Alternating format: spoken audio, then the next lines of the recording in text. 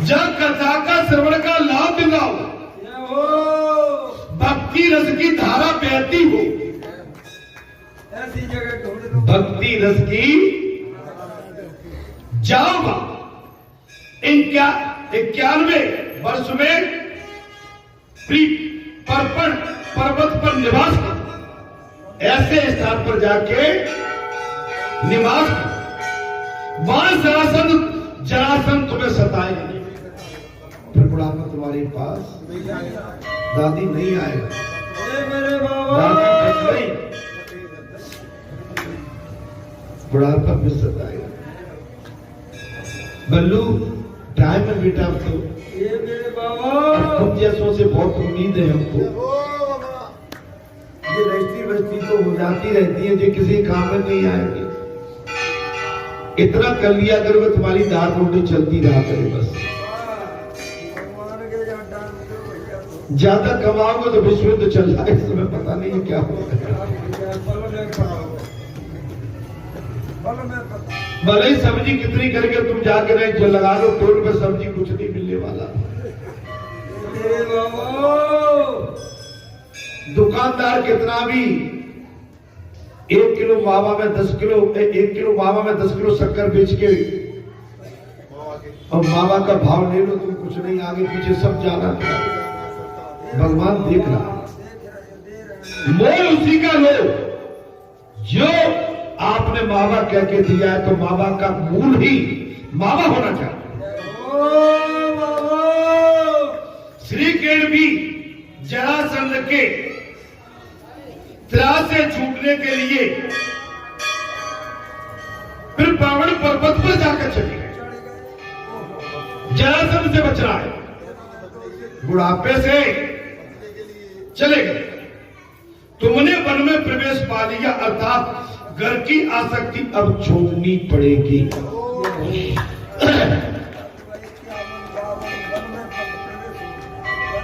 51, 61, 62 ये सब गड़बड़ है। मैंने इनसे बचो, घर की आसक्ति अधिकांश छोड़ना पड़ेगा।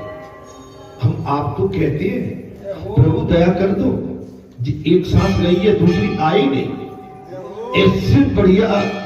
इससे बढ़िया मौत और कुछ अच्छी हो नहीं सकती। ये मेरे बाबा महाराज, लेकिन भैया भाई जो राम रच रखा, पता नहीं वो शुभ घड़ी कब आए।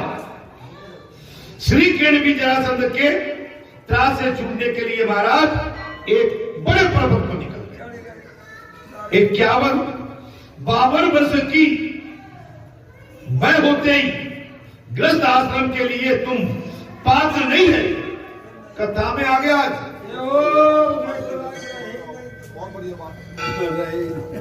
मेरे बाबा अब नहीं, ऊपर निकल गए सब। 75 हो कहा बचो है, कोई बचा ही नहीं। एक घर को दौड़ मत लगाओ, सही बनी रहो। ये मेरे बाबा सुंदर। अब आप जी गए बाबा, तू भी तो बढ़ जाता है, करूं क्या भाई, मैं थोड़ा सा कमजोर पड़ रहा हूं।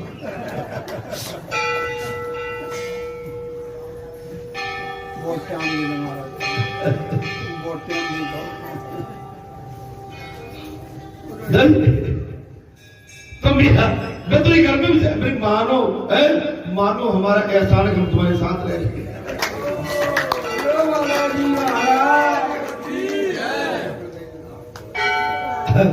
कभी बात चलती तो कह देते मानो हमारा एहसान, हम तुम्हारे साथ चल रहे। वो मेरे बाबा का एहसान नहीं तो 25 साल पहले ही खेल हो गया था। 25 साल पहले ही खेल हो चुका था वो तो। घर परिवार छोड़ के नंगे पैर और बिल्कुल लुंगी लगा के कुर्ता में आके जब बैठ गए थे, 10 महीने नहीं गए थे। लेकिन क्या करें, गुरुजी ने हमको फिर कर दिया।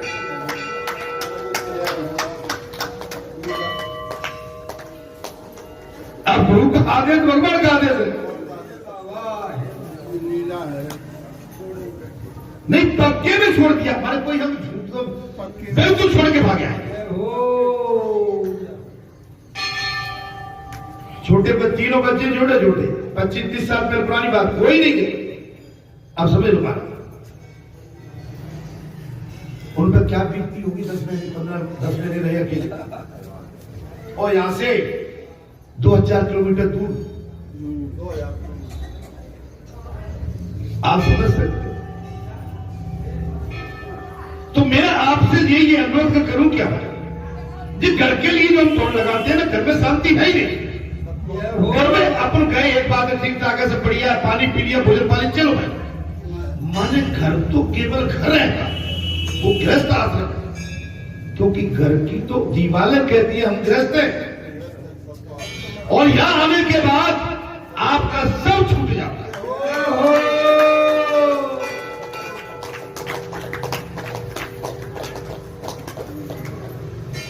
जब भक्ति और ज्ञान की सतत वर्षा होती हो, वैसी पवित्र भूमि पर बसकर ही तुम जरासंध से अपना पीछा छुटा सकते हैं। जहां ज्ञान और भक्ति की अपार वर्षा होती हो, वहां आप जरासंध वाले बुढ़ापे से अपना पीछा, वो भूमि में शक्ति ठीक से नहीं हो पाती, वो भूमि में भक्ति ठीक से नहीं हो पाती। शहर को छोड़कर गया भी पवित्र नहीं, नदी के किनारे बसकर भक्ति करो।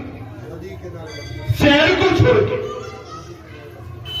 गया की, जैसे गया जैसा स्थान मिल जाए और कोई सरोवर या नदी का किनारा मिल जाए, तो वहां पर भक्ति करो।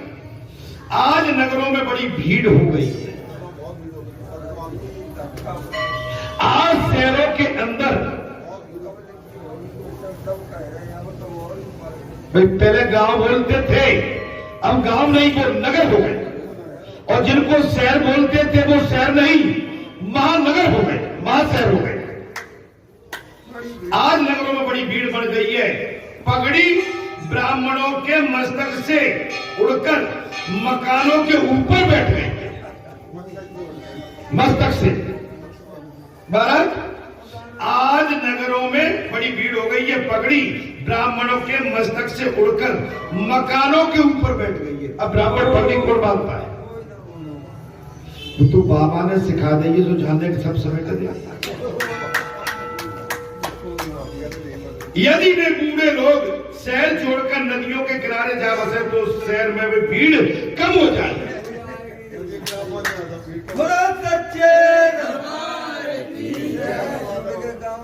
अगर वो शहर छोड़ के बड़े बूढ़े और जाके किसी एकांत में पेड़ में जाके नदी के किनारे अगर अपना भजन करे तो शहरों की भीड़ कम हो जाएगी।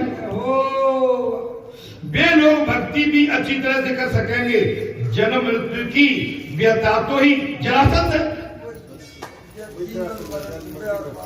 जीवन एवं मरण यही जरासंध है।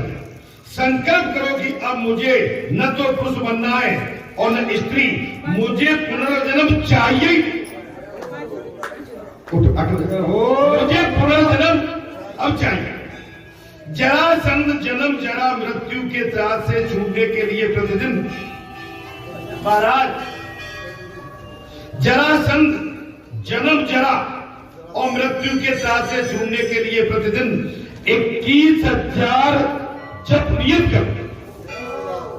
21,000 बार नित्य जाप करिए। अब जैसे मैंने आपसे कह दिया राम राम भैया, तो जी 108 बार हो गए। राम राम भैया, राम राम भैया, राम राम भैया, राम राम भैया, राम राम भैया, राम राम भैया, राम राम भैया, राम राम भैया, राम राम भैया, राम राम भैया, राम राम भैया। तो जी 1000 तो आपको कोई बड़ी बात है क्या? उस समय नगद नारायण भैया, नगद नारायण भैया, नगद नारायण भैया, अंडा भैया कहां से ले लो, वापस ले लो, जहां से ले लो, जहां को आ जाओ, भाग को आ जाओ, दूध बेचो, भाग को आ जाओ, चिपटी जहां से, ठंडी वहां से, 10 5 15 जहां से, और लगे गड़े। ओ बाबा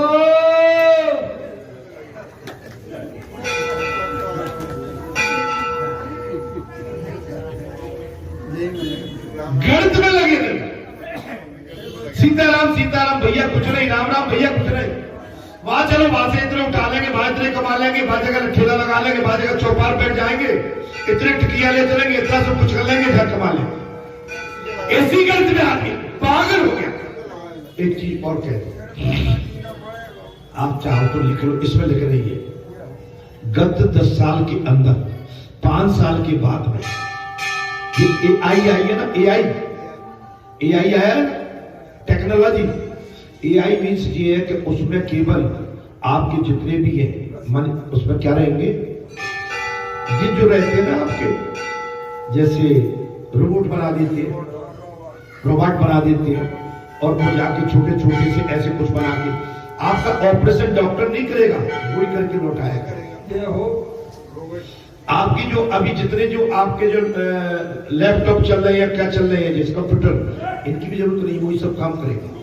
कंपनियां खाली होंगी, जितने भी CO, DO, PO, TO सब ये माने तमाम सब खत्म होने जा रहा। माने पैसे की कोई कीमत नहीं है। आपका वो जमीन बेच लेंगे, जमीन के ऊपर पैसा होगा तब कोई जमीन लेगा। डरे नहीं हो, बाय ऐसे करके और गर्दन में लटका दो, जमीन ले लो, जमीन ले लो। ये मेरे बाबा, आप चिंता मत करो, नहीं मैं सही कह रहा हूं। आप चाहो तो नोट कर लो, ये AI का मतलब ये है कि जितने भी प्राइवेट सेक्टर एंड जितने भी सरकारी कार्यालय जो भी जितने भी है, इनमें वही काम करेगा। पहले बाबू कितने रहते थे, एक एक सीट पे एक एक बाबू, अब आपका कंप्यूटर सब संभाल लेता है। बैंक में कितने आपके एम्प्लॉय रहते थे, कंप्यूटर पे एक बैठा हुआ है केवल, वही सब कर रहा है। उसकी जगह AI का जो आज का इंस्ट्रूमेंट आ गया है, वो हमारा इतना सा है। मैं आज से 3 साल पहले अमेरिका में गया था, तो बेटा उसी कंपनी में काम था उस समय, है ना। तो उसने कहा पापा ऐसा है, वो ऐसा करता है, और ऐसे चीर फाड़ करते घुस जाता है अंदर, और वो पूरा ऑपरेशन करके लौट आता है, डॉक्टर की जरूरत ही नहीं। तो वो अभी यहाँ अभी AI सभी डूबा था, तब मुझे ध्यान आया कि ये तो इंडिया में प्रवेश कर गया। बेरोजगार, आपकी जमीन की कीमत नथिंग, आपकी प्रॉपर्टी की कीमत नथिंग, आपके पैसे की कीमत नथिंग। दूध दही मक्खन ढूंढने से नहीं मिलेंगे तुम भाई, खेती तब कर पाओगे तो रुपया होंगे, पैसा होंगे, कुछ होगा ही नहीं तुम्हारे पास। लेकिन ऐसा नहीं है, रूमर नहीं है, मैं एक अपना भाव रख रहा हूं।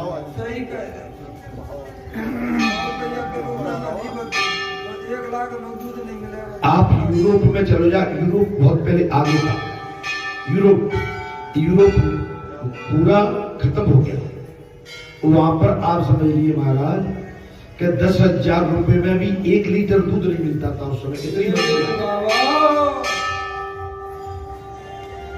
मैं कोई आप चाहो तो इस पर थोड़ा रिसर्च करो, किसी फैकल्टी जो है ना उनको मालूम है ये सब चीज।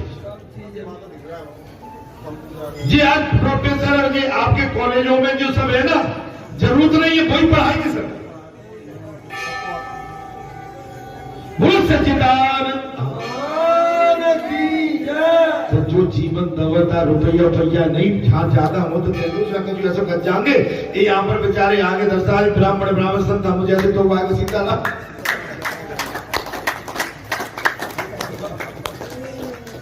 महाराज बात आ गई, महाराज कथा सुनकर जब कर भगवान की भक्ति करने का, सत्कर्म करने का संकल्प ले,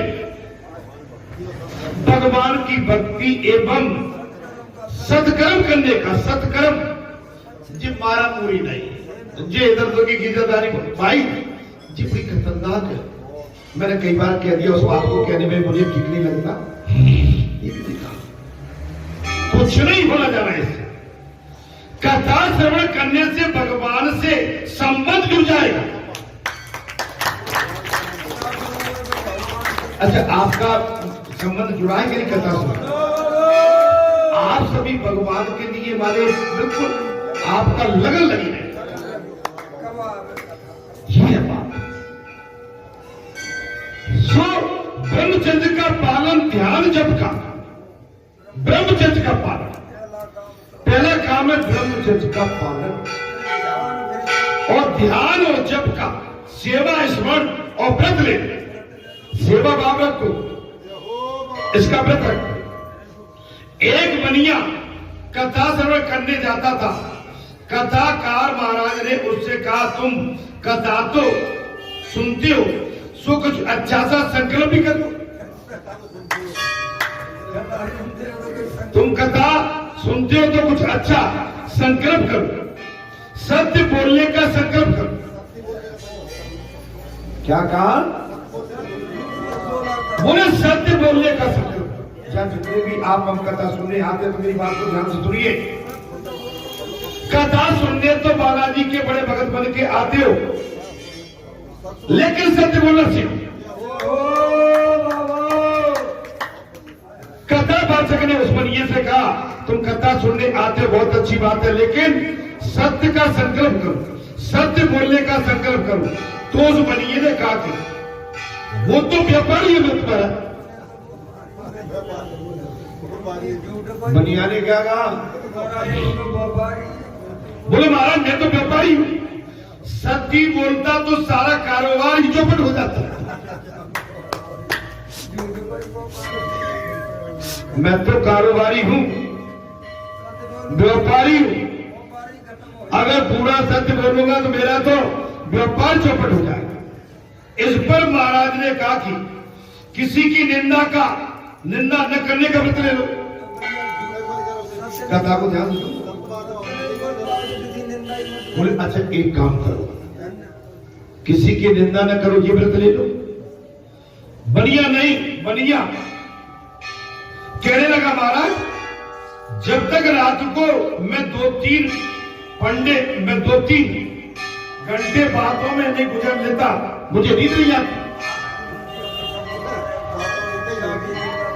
सो में ये व्रत भी नहीं कर सकता हूं। भाई बातचीत करेंगे तो निंदा पर निंदा आएगी, ये भी नहीं कर सकता हूं। महाराज मैं संकल्प करना चाहता हूं कि रोज सुबह अपने सामने रहने वाले कुमार का मुंह देखूंगा।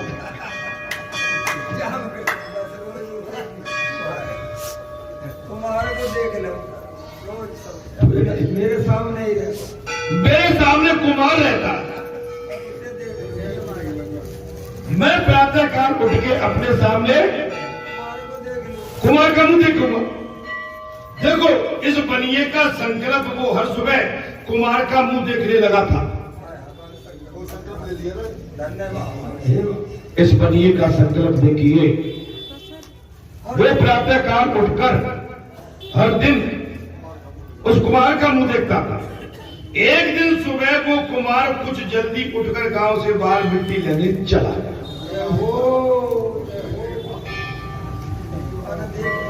एक दिन वो प्रातःकाल को जल्दी उठ के वो कुमार मिट्टी लेने के लिए चला गया, तो बनिया उसका मुंह न देख पाया। बनिया उसका मुंह नहीं देख पाया। वो बनिया अपना नियम निभाने के लिए उस कुमार को ढूंढने निकल पड़ा।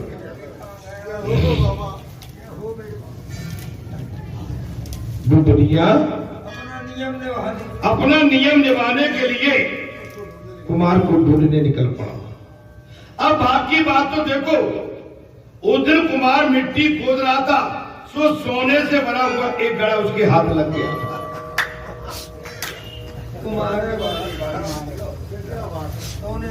उसी दिन वो कुमार मिट्टी खोद रहा था तो उसका सोने का घड़ा उसके हाथ लग गया।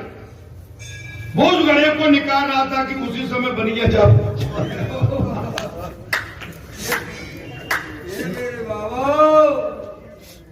वो सोने के घड़े को कुमार निकाल ही रहा था कि उसी समय बनिया ढूंढता ढूंढता कुमार के पास पहुंच गया। बनिए ने कुमार का मुंह देखकर कहा, चलो मैं देख लिया। बोले सच्चे दरबार की। बनिए ने कुमार का मुंह देखकर कहा, चलो मैंने देख लिया। इधर कुमार ने समझा कि बनिए ने सोने का भरा हुआ घड़ा देखा, जबकि उसने नहीं देखा था। उसने तो कहा, भाई मैंने तुम्हारा इनका मुंह देख लिया, चलो। लेकिन कुमार ने समझा के बनिया ने सोने का भरा हुआ घड़ा देख, यदि वो राजा से कह देगा तो सब कुछ जब्त हो जाएगा। अगर ये समाचार राजा के पास पहुंच गया, कुमार सोचने लगा सब जब्त हो जाएगा।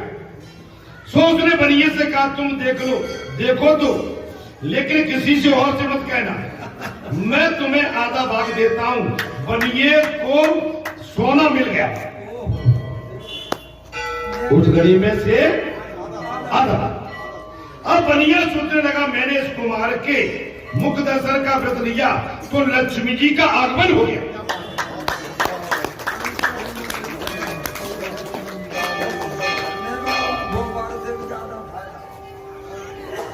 बनिया सोचने लगा मैंने ये संकल्प लिया कुमार के मुंह के दर्शन का, मुझे लक्ष्मी जी का आशीर्वाद आगमन हो गया। यदि मैंने स्वयं प्रभु के दर्शन का व्रत लिया होता तो कितना अच्छा होता।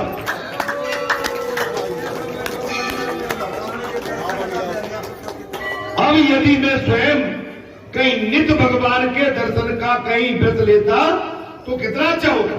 ऐसे ऐसे क्षुल्लक और मजाकिया संकल्प से ऐसा लाभ हुआ, तो शुभ संकल्प लिया होता तो कितना अच्छा लाभ।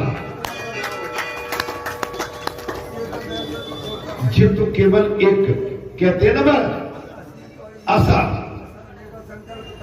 शुभ संकल्प है तो अशुभ संकल्प अलग है। ये तो उपहास में ले लिया। दो संकल्प तो सभी को करना चाहिए, दो संकल्प सभी को करना चाहिए। एक पाप कर्मों से बचने का, दूसरा सत्कर्मों में लगने का। एक पाप कर्मों से बचने का और दूसरा सत्कर्मों में लगने का। तो सत्कर्मों में तो आप सही जगह लगे, लेकिन यह भी संकल्प ले लो कि हम पाप कर्मों से बचे। किसी की निंदा नहीं, किसी की झूठी बाबाई नहीं, और किसी के गलत काम को सहयोग मत हो।